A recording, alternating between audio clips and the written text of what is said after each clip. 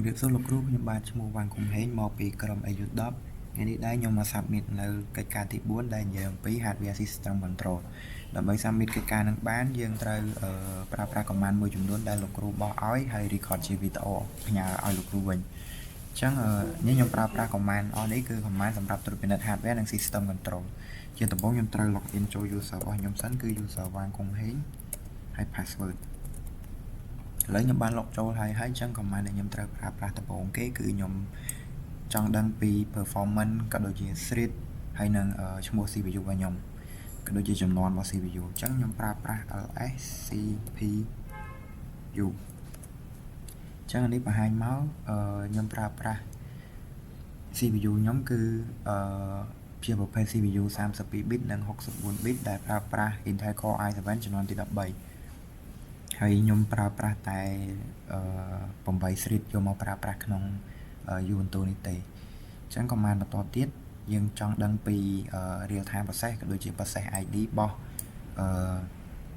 application ផ្សេងៗដែលកំពុងតែ running នៅលើ Ubuntu មួយហ្នឹងគឺយើងប្រើប្រាស់ command 8 top អញ្ចឹងខ្ញុំវាយ 8 top នេះទាំងនេះគឺសិតជា application ឬក៏ service ផ្សេងៗដែលកំពុងតែ running នៅលើOS របស់យើងហើយគឺសំខាន់ជាងគេគឺមាន PID គឺ process ID នឹងមកតែអញ្ចឹង command បន្តទៀតគឺខ្ញុំចង់ដឹងថាខ្ញុំប្រើប្រាស់ memory ប៉ុន្មាន G ហើយ free ប៉ុន្មានអញ្ចឹងខ្ញុំប្រើ control C ដើម្បីផ្ដាច់ process នេះហើយខ្ញុំប្រើប្រាស់ command free -8 ហើយខ្ញុំ enter អញ្ចឹង memory ខ្ញុំយកមកក៏ដូចគ្នាដែរខ្ញុំយកមកតែ 4G ទេហើយខ្ញុំប្រើប្រាស់អស់414 មេហើយខ្ញុំទៅដល់ទៅ 3.4G អញ្ចឹងប្រមាណបន្តទៀតគឺខ្ញុំចង់ដឹង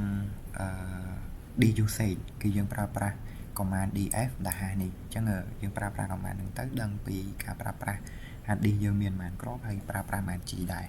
អញ្ចឹងខ្ញុំប្រើ df -8 ខ្ញុំ enter អញ្ចឹង hard disk ដែលខ្ញុំយកមកប្រើប្រាស់ក្នុង Ubuntu ខ្ញុំប្រើប្រាស់ 100G ហើយខ្ញុំប្រើអស់ 2.8G ហើយទៅនៅ 91G ហើយបើគិតជាភាគរយវាប្រើប្រាស់អស់ 4%អញ្ចឹងឥឡូវយើងប្រើប្រាស់ command បន្ទាប់ទៀតគឺ lsblk នេះដើម្បីបង្ហាញ process ឬក៏ function ផ្សេងៗជាប្រភេទ tree structure អញ្ចឹងឥឡូវយើងប្រើប្រាស់ lsblk អញ្ចឹងវាបង្ហាញមកជាប្រភេទ structure វាជា tree នេះមកអញ្ចឹង command បន្ទាប់ទៀតគឺយើងប្រើប្រាស់ command IP address គឺនៅក្រោមខ្ញុំប្រើ IPA ខ្ញុំ enter អញ្ចឹងនេះជា IP address របស់ខ្ញុំគឺ 192.168.91.166 អញ្ចឹងcommand នេះគឺយើងប្រើប្រាស់សម្រាប់ឆែក IP address ហើយទៅ command បន្តទៀតគឺយើងខ្ញុំចង់ប្រើប្រាស់ command ps ដក clear AUX អញ្ចឹង command នេះគឺដើម្បីបង្ហាញrunning process របស់យើងទាំងអស់ដែលកំពុង running ទាំងប្រមាណវាបង្ហាញមកទាំងអស់អញ្ចឹងឥឡូវខ្ញុំប្រើ ps aux នេះអញ្ចឹង command ទាំងអស់នេះគឺយើងកំពុងតែបង្ហាញវាបង្ហាញពី process នៃការ running របស់យើងមកហើយបើសិនជាយើងចង់ kill process ID ណាមួយយើងប្រើប្រាស់ command មួយឈ្មោះថា kill ហើយយើងវាយ process ID នេះចូលគឺវា kill ឲ្យយើងអញ្ចឹងcommand បន្ទាប់ទៀតគឺយើងនិយាយអំពី system shutdown ឬក៏ reboot command អញ្ចឹងឥឡូវខ្ញុំ clear វាមួយសិនហើយខ្ញុំវាយ IPA អញ្ចឹងខ្ញុំចង់ remove ទៅ shutdown ឬក៏ restart តាមរយៈ terminal របស់ខ្ញុំនៅខាងក្រៅអញ្ចឹងឥឡូវនេះជា IP របស់ខ្ញុំ 192.168.91.166 អញ្ចឹងឥឡូវខ្ញុំ ping វាសិនស្គាល់ឬក៏អត់ ping 192.168.91.166 អញ្ចឹងគឺថាខ្ញុំ ping ទៅបានស្គាល់ហើយនេះអញ្ចឹងបន្តមកទៀតខ្ញុំ remote ទៅកាន់Ubuntu របស់យើងអញ្ចឹងឥឡូវខ្ញុំប្រើប្រាស់ command remote មួយគឺ sh user របស់ខ្ញុំបានគុំហេង and IP address គឺ 192.168.91.166 អញ្ចឹង password អញ្ចឹងឥឡូវខ្ញុំ remote ទៅស្គាល់ហើយអញ្ចឹងឥឡូវខ្ញុំធ្វើការ remote ដើម្បីទៅ restart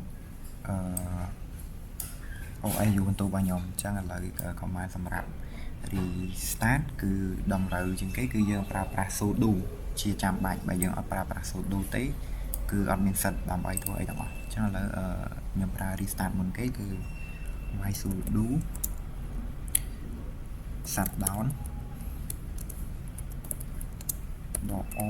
now ដាក់ o ហ្នឹងគឺបានន័យថា restart អញ្ចឹងឥឡូវខ្ញុំហ្នឹងហើយខ្ញុំ enter ខ្ញុំបាយ password អញ្ចឹងនេះOS របស់ខ្ញុំបន្ទប់របស់ខ្ញុំគឺកំពុងតែ restart ឬក៏ reboot ហើយចាំតិចទៅវានឹង reboot ហើយ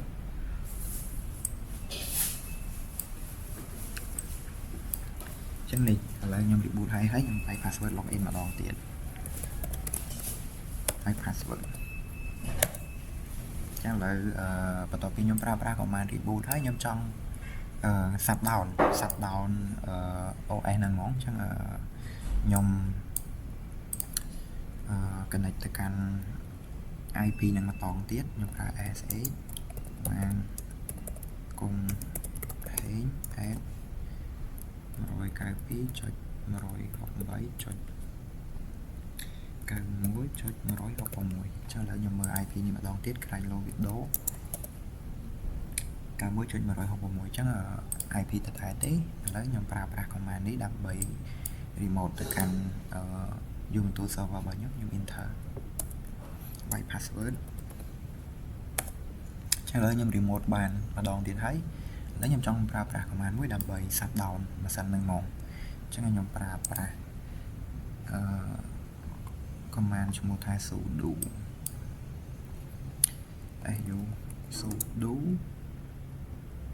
shutdown ខ្ញុំអត់ដាក់ -o ទៀតទេខ្ញុំដាក់ now បើខ្ញុំដាក់ -o វាបង្កជា restart ទៀតហើយអញ្ចឹងឥឡូវបើយើងដាក់ sudo shutdown now គឺយើងនឹង reboot នឹងបិទ OS ហ្នឹងហ្មងអញ្ចឹងឥឡូវខ្ញុំបាយ password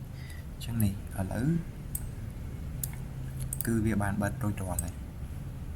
អញ្ចឹងចំពោះការងារទី4គឺខ្ញុំបាន submit លោកគ្រូប៉ុណ្ណឹងអញ្ចឹងជម្រាបលាលោកគ្រូអរគុណលោកគ្រូដែលបានមើលវីដេអូនេះ